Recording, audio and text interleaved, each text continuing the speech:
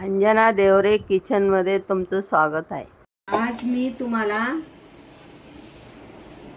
बटाट्याची भाजी करून दाखवणार आहे, पण ती इंदुरी बटाटे पाहिजे। अशा पातळ भाजीला इंदुरी बटाटे असले तरच भाजीला चव येते। मी हा मसाला तयार केलेला आहे घरी, तो टाकणार आहे। आणि ही वाटलेली लाल मिरची पाट्यावर, आणि एवढा कणी मसाला तुम्हाला करून दाखवला ना, त्यामुळे आज कणी मसाल्याचीच भाजी दाखवणार आहे। हा बघा, कणी मसाला एवढा घेतला मी, आणि हा मसाला घेतला माझा, आणि वाटलेली मिरची घेतली। एवढ्यातच भाजी करणार।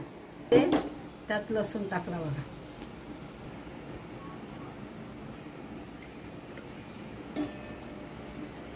अडीच पळ्यात तेल टाकायचं। या भाजीला तेल जास्त छान वाटतं खायला।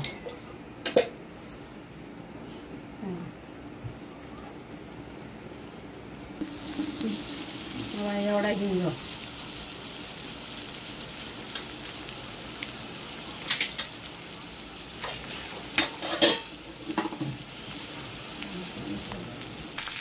आता ही मिरची टाकणार।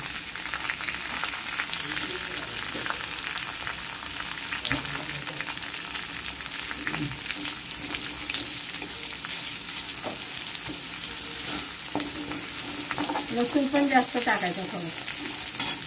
आता त्याच्यामध्ये कणी मसाला आणि मिरची टाकून द्यायची। मसाला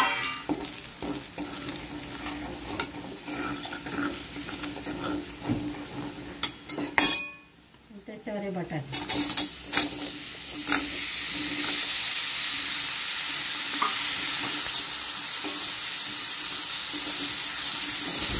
गॅस कमी करायचा।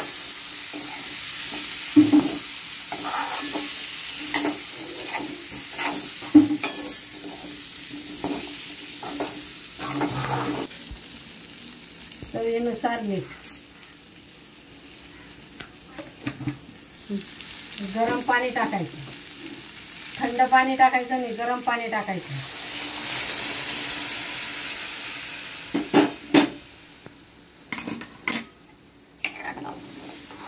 अशी रस्सा भाजी खूप सुंदर लागते कणी मसाल्यामुळे।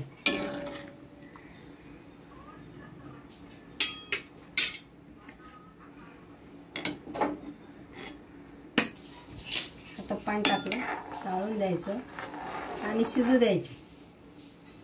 झाकण ठेवायचं। आता झाकण काढायचं।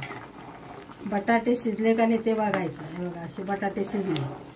आता या बटाट्यांना कमी गॅस करायचं आणि वरती 5 मिनिटं तेल द्यायचं। तर 5 मिनिटं ठेवायचं। आता गॅस बंद केला। हे बघा, रस्सा भाजी केली बघा मी, किती सुंदर केली। फक्त बटाट्याची भाजी केली, त्याच्यात कांदा बिंदा काहीच टाकला नाही मी। रस्सा भाजी, अशी भाजी करून बघा तुम्ही आणि मग सांगा, खूप सुंदर येते। भाताबरोबर खा, कशाबरोबर खा।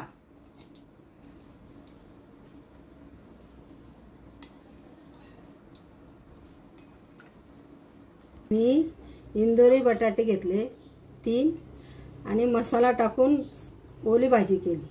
भाताबरोबर, चपातीबरोबर, भाकरीबरोबर कशावरही खाता येतं। आणि त्याच्यात काही टाकलं नाही, कांदा बिंदा काहीच टाकायचं नाही। अशीच करायची बटाट्याची भाजी, इतकी सुंदर लागते भाताबरोबर। तुम्ही करा, कमेंट करा आणि लाईक करा।